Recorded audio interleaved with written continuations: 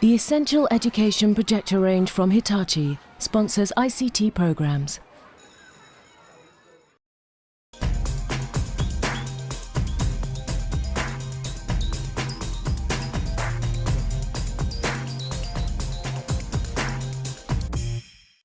Listen to these Year 9s and be afraid. Be very afraid.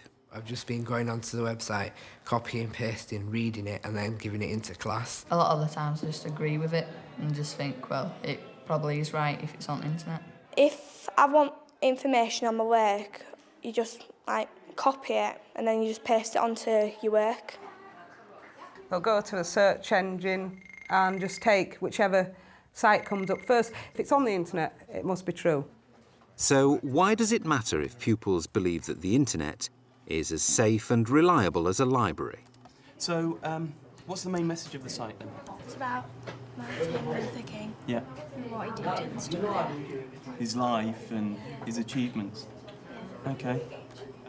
We asked ICT expert James Green to lead an experiment.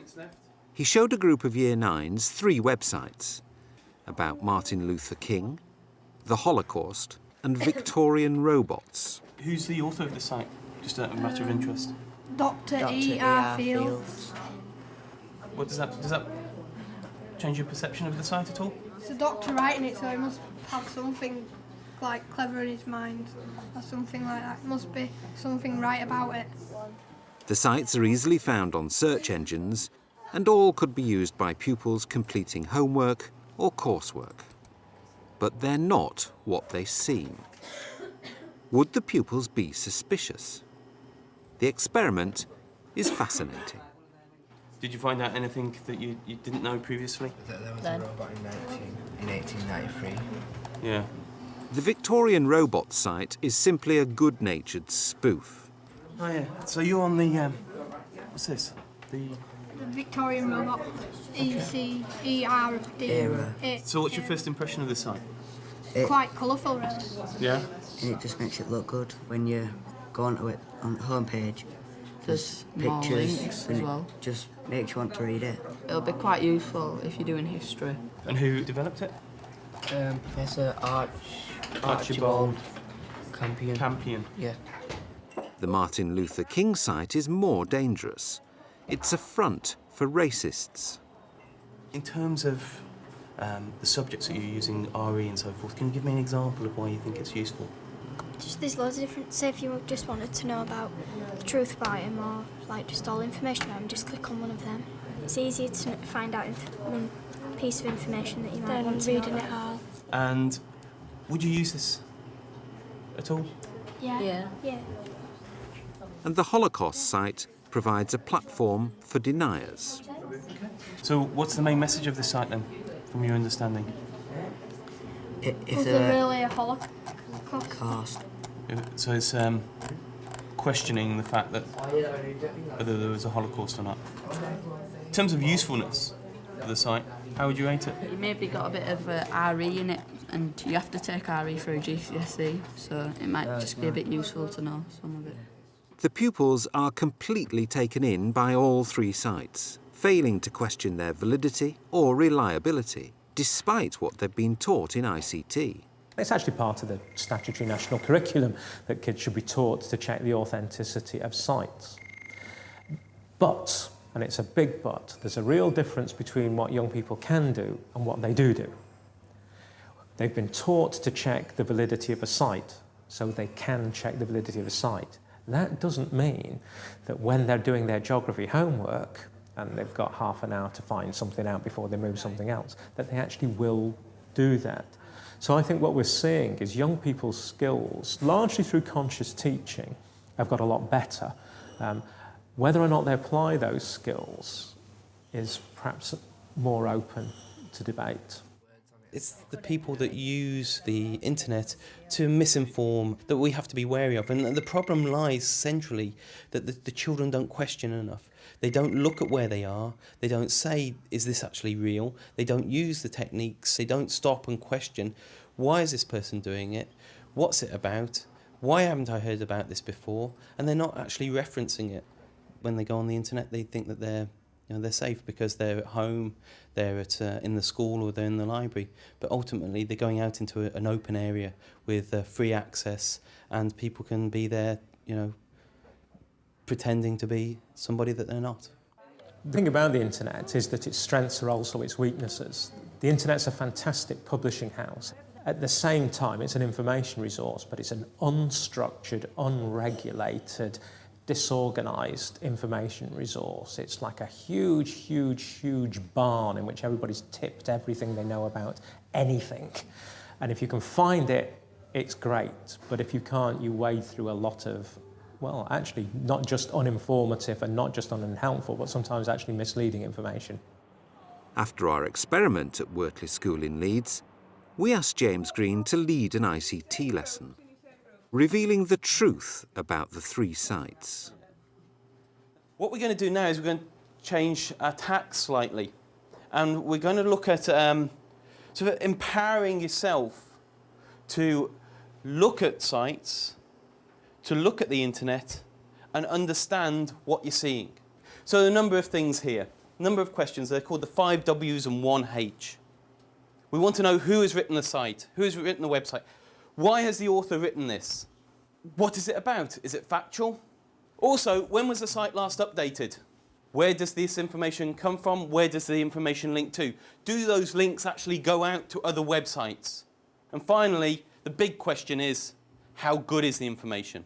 So we're going to go through a couple of the sites that we looked at, and we're going to apply these 5 W's and 1 H to it. We looked at this site earlier.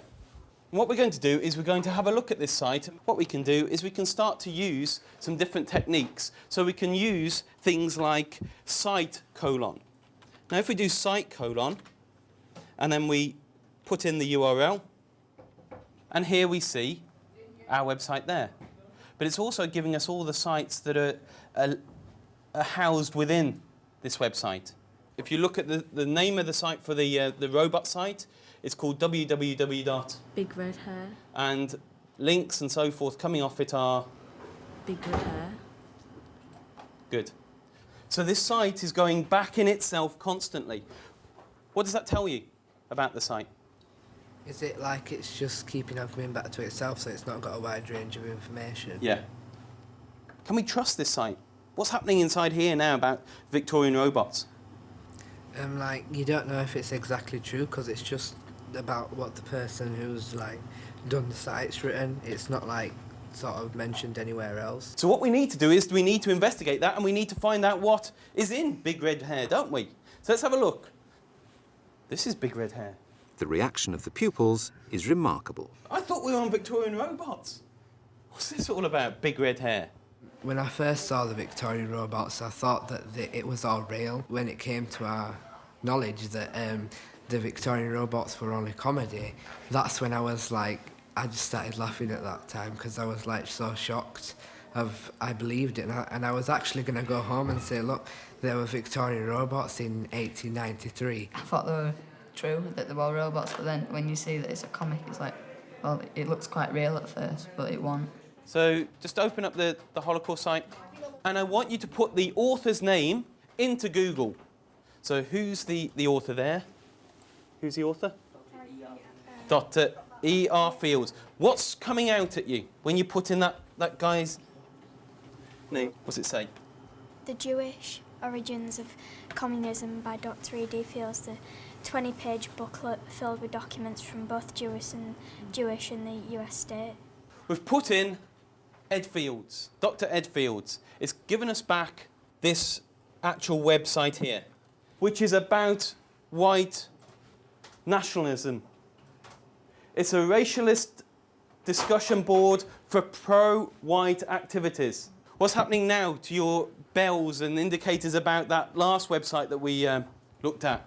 Maybe they're a bit racist or something, or believing that the Britain should be just full of white people and making it stronger and being better than other races. Next time I'd just look up, but not just go with the first thing I see, but look around a bit, and then if there's more saying, oh well, that is what happens, and less for the other, then I'd believe the one where it's a majority on. Some were just like plain and didn't have much colour.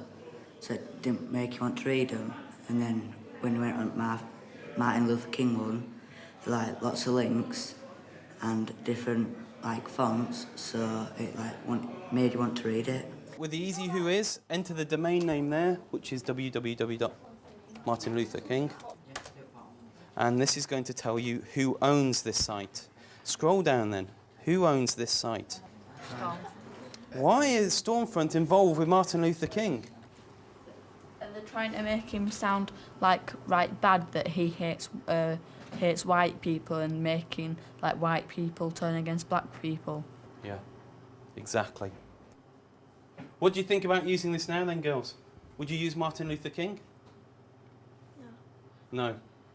I liked the Martin Luther King one to start with, but I thought, well, it's a bit racist, but it's like all one-sided. You don't think it'll all be racist and all one-sided. You think it's just going to be fair, but it won't. Validate it. Check it. Don't believe anything that you see on the internet until you are happy with it. And when you're happy with it, you can check it out in the library and these other things, talk to other people about it. But don't believe everything you read on the internet.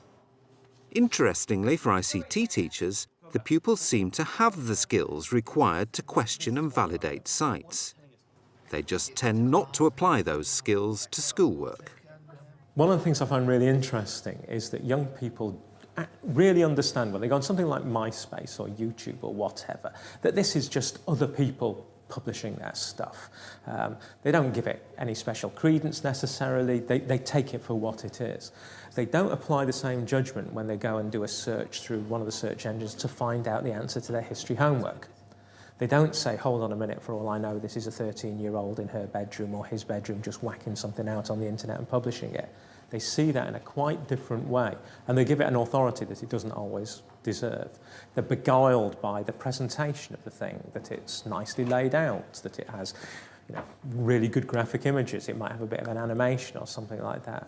And that makes them think, I think, that the thing has perhaps more credibility than perhaps it has. Youngsters traditionally don't transfer their skills. It's one of these frustrating parts of being a teacher.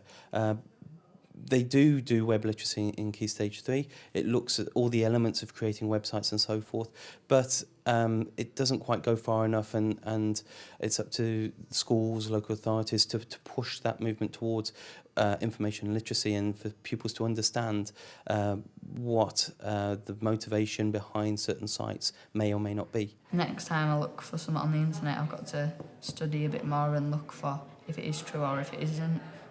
Everything on a website's not always true. You've got to go through and find out if it's true and find out all the links. It made me think, well, yeah, I had just gone onto it and got the information off it and then gone to my teacher and said, here, but what I didn't know is what we did today. So every site now I'd like to do that with. So it's taught me to look behind the site and see what's actually there and not what's right in front of me. But I am really surprised at what happened today. I couldn't believe it, to be honest, and I'd like to go away and tell everybody else about Easy Who Is and that, so I've really learnt something today. James's tips and advice on how to find out more about websites can be found on the Teachers TV website.